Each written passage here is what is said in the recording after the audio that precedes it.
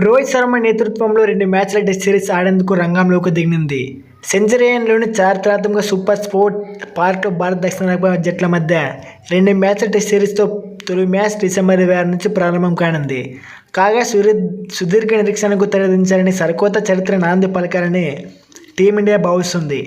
దక్షిణాఫ్రికాపై test series కైవసం చేసుకుని గత రికార్డులను బ్రేక్ చేయాలని రోహిత్ శర్మ పట్టుదలతో సమరానికి సిద్ధమైంది.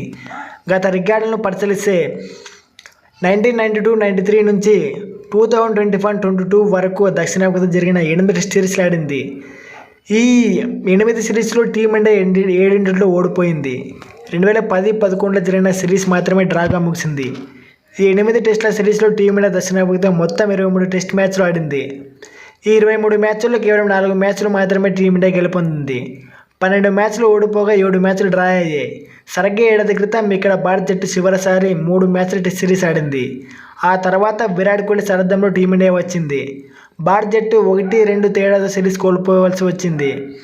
ప్రపంచవ్యాప్తంగా టెస్ట్ సిరీస్ విజయ పథకాన్ని ఎగిరేసిన టీమిండియా సఫారీ జట్టుపై టీమిండియా గెలవడం ఎంత కష్టమో ఈ లెక్కలను చూస్తే అర్థమవుతుంది.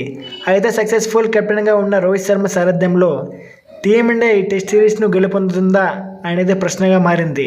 గత రికార్డులను బద్దలు కొడుతుందా లేదా అనేది ఆసక్తికరంగా మారింది. ఓవరాల్ ఇరు జట్లు రికార్డులను పరిశీలిస్తే భారత దక్షిణాఫ్రికా జట్ల మధ్య ఇప్పటివరకు మొత్తం 42 టెస్ట్ మ్యాచ్లు జరిగాయి. ఇందులో టీమిండియా 15 మ్యాచ్లు గెలిచి 17 ఓడింది. ఇరు జట్ల మధ్య 10 మ్యాచ్లు డ్రాగా ముగిశాయి. అయితే ఈసారి ఎలాగైనా గెలవడం పట్టుదలతో రోహిత్ శర్మ అయితే సమరానికి సిద్ధమైంది. మరి చూడాలి ఆ మ్యాచ్లో ఎవరు గెలిచారనేది ఆసక్తికరంగా మారబోతుంది. రోహిత్ శర్మ అద్భుతమైన కెప్టెన్సీతో టీంని గెలిపిస్తాడా లేదనేది చూడాలి.